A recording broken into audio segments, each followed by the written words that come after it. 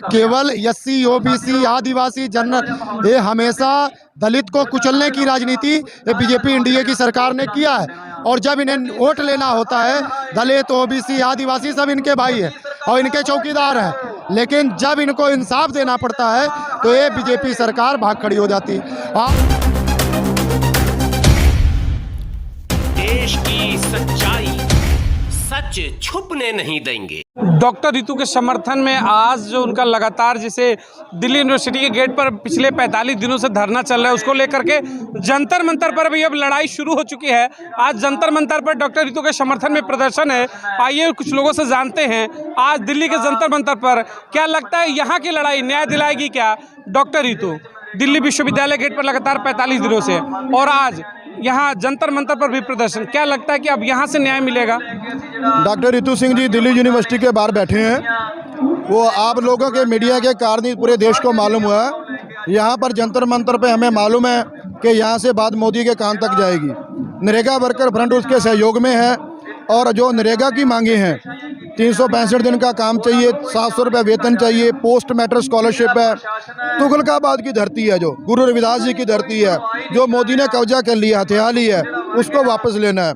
Doctor Ritu एक young हैं, पढ़े लिखे हैं, इंटेलिजेंट हैं, समाज में विचर रहे हैं। उनके साथ पूरा देश खड़ा, पूरा बहुजन समाज खड़ा है। डॉक्टर रितु, उनकी लड़ाई जिस तरीके से लंबी चली आ रही है, देश के तमाम बहुजन नेताओं की बात करें, अलग अलग पार्टी के बड़े बड़े नेताओं ने भी उनका समर्थन किया।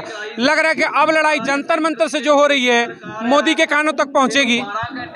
देखिए पत्रकार महोदय, लड़ाई का विषय बनता ही नहीं है। अगर साफ तौर पे देखा जाए तो केवल एससी, ओबीसी, आदिवासी, जनरल, ये हमेशा दलित को कुचलने की राजनीति ये बीजेपी एनडीए की सरकार ने किया है। और जब इन्हें वोट लेना होता है, दलित, ओबीसी, आदिवासी सब इनके भाई है और इनके चौकीदार हैं। लेकिन जब इनको इंसाफ देना पड़ता है तो ये बीजेपी सरकार भाग खड़ी हो जाती। आज 1.5 महीना के करीब हो रहा है डॉक्टर रितु जी विश्वविद्यालय दिल्ली पे बैठी हुई हैं, जिसके लिए उन्होंने पीछे रोड प्रदर्शन भी करा और आज जंतर मंतर पर प्रोटेस्ट भी किया जा रहा है। लेकिन ये सरकार, निकम्मी सरकार की आंख नहीं खुल रही है। आंख नहीं खुले, मैं आ रहा हूँ। देखिए बहुजन समाज जिस तरीके से आज से 2 दिन पहले एक कार्यक्रम हुआ, दिल्ली की सड़कों पे कई हजार की संख्या में उतरी थी, उसमें बसपा, भीम आर्मी और तमाम देश के अलग अलग बहुजन चिंतक जो हैं सड़कों पर उतरे, फिर भी सरकारों ने नहीं सुना। आखिर क्यों? देखो, बहुजन समाज के अंदर कुछ लोग दलाल हैं जो बीजेपी की दलाली कर रहे हैं। जो साहब कांशीराम ने कहा था कि मुझे दलाल नहीं चाहिए, अच्छे लीडर चाहिए। अगर मायावती ईमानदार हो जाए तो हमारे समाज की बात मोदी को डराई जा सकती है। हमारे समाज के जो दलाल हैं वो सौदेबाजी करते हैं राजनीति में, इसलिए समाज की कोई पकड़ नहीं बन रही। इसका मूल कारण दलालों को खत्म करना है। बहुजनों की अगर आप बात करें कि न्याय की बात, तो आखिर कैसे मिलेगा, क्या करना होगा? लड़ाई तो लड़ रहे हैं सड़कों पर, फिर भी न्याय नहीं, कब तक?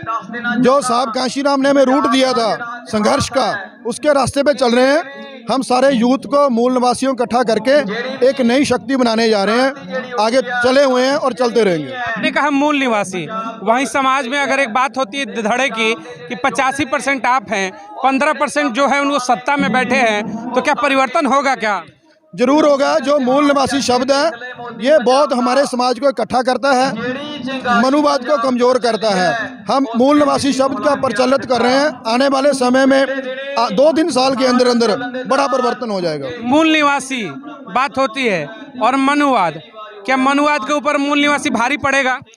मूल निवासी जो है ज्यादा गिनती में है और बड़ी शक्ति में है, समझ जाए भारी पड़ जाएगा। नहीं, ब्राह्मणवाद के ऊपर अम्बेडकरवाद जरूर पड़ेगा। अम्बेडकरवाद मजबूत है, रहेगा, कामयाब रहेगा। अम्बेडकर के विचारों पर अगर आँच आती है, उसूलों पर आँच आती है, तो संघर्ष होगा, दबकर होगा, लंबा संघर्ष होगा, मजबूत संघर्ष होगा। ये संघर्ष 24 की सत्ता बदलेगी। देखो 24 तो क्लियर होगा कि मोदी नहीं आएगा, ये क्लियर हो गया।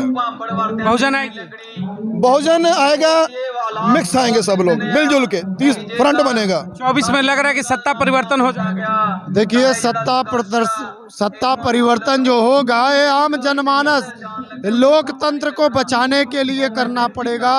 ये जनता ने तय किया है क्योंकि ये जनता देख रही है 2014 से लेकर 2023 तक जो बोला करता था मैं गरीब परिवार का बेटा हूँ, मैं तो आपका चौकीदार हूँ, आज उस चौकीदार से देश सवाल पूछ रहा है, लेकिन वो जवाब नहीं दे रहे हैं, भाग रहे हैं। और आप देख रहे हैं कैमरा आप किधर भी घुमाएंगे, ये जनता की मांग है। ये दिल्ली में आकर यहाँ पे प्रोटेस्ट करने नहीं आए, इनको इतना प्रताड़ित सरकार ने कर दिया है कि ये जनता मजबूर होकर आज सरकार के खिलाफ में खड़ी है। बहुजन बेटी जो न्याय की मांग के लिए लड़ रही है, आप सब भी तमाम चेहरे उनके समर्थन में आए हैं, पीछे पोस्टर भी लगा है कि नौकरी नहीं न्याय चाहिए। अब जो लड़ाई है वो न्याय पर आकर रुक गई है, सम्मान पर आकर रुक गई है। बिल्कुल, हमारी लड़ाई मान सम्मान की है, भीख की नहीं है, नौकरी की नहीं है। मान सम्मान चाहिए, हक चाहिए, हमें बराबरी का हक चाहिए। हक चाहिए। बराबरी का हक बाबा साहब अम्बेडकर ने दिया और साहब कांशीराम ने वो रास्ता बतलाया, उसी के लेके हम चल रहे हैं। डॉक्टर रीतू भी वो लेके चल रही है। अम्बेडकर के ही विचार थे, जिसकी जितनी भागीदारी उसकी उतनी हिस्सेदारी। तो अब हिस्सेदारी की लड़ाई है, हिस्सेदारी की लड़ाई बराबर है। हमें हिस्सेदारी किसी फ्रंट पे आज तक नहीं मिली है, राजनीति में, सामाजिक में और बिजनेस में कहीं नहीं मिली हमें। तो अब मिलेगा, लग रहा है लड़ाई है, क्योंकि अब बहुजन समाज की बात करें तो सड़कों पर आता है। अब बहुजन समाज बोलता है, अब बहुजन समाज अपने हक की बात करता है, अपने हुकूमत की बात करता है, अब जातिगत जनगणना की बात करता है। तो अब लग रहा है कि उस कुर्सी की भी एक दिन बात करेंगे कि प्रधानमंत्री की कुर्सी भी बहुजन के हक में आनी चाहिए। आएगी क्या? जरूर आएगी। बहुजन समाज मूल निवासी इकट्ठा हो रहा है, समझदार हो रहा है और संघर्ष कर रहा है, मजबूत संघर्ष कर रहा है। बहुजनों की सत्ता आएगी क्या? देखिए अभी बिहार से जाति जनगणना देश के सामने आई है और इसमें आप देखिए कि हमारे इंडिया अलायंस के माननीय राहुल गांधी जी स्पष्ट कह दिए हैं कि 2024 में अगर इंडिया जीतती है, सरकार हमारी आती है, तो सर्वप्रथम काम जाति जनगणना करवाएंगे और जाति जनगणना के आधार पर जो जिसकी संख्या है उसके संख्या के अनुसार उसको सम्मान देने का काम इंडिया करने जा रही है। जी, इंडिया गठबंधन है, उसका अनाउंसमेंट भी हो चुका है। राहुल गांधी ने कहा कि जिसकी जितनी हिस्सेदारी उसकी उतनी भागीदारी को सुनिश्चित हम करेंगे। 2024 में सत्ता आएगी इंडिया की तो जातिगत जनगणना पूरे देश में होगा।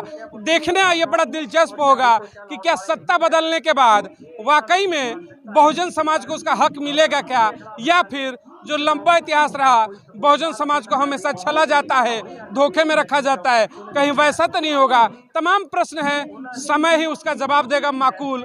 लेकिन हम फिर कहेंगे जिसकी जितनी संख्या भारी उसकी उतनी हिस्सेदारी जरूर होनी चाहिए। जय हिंद, जय भारत। Okay sir.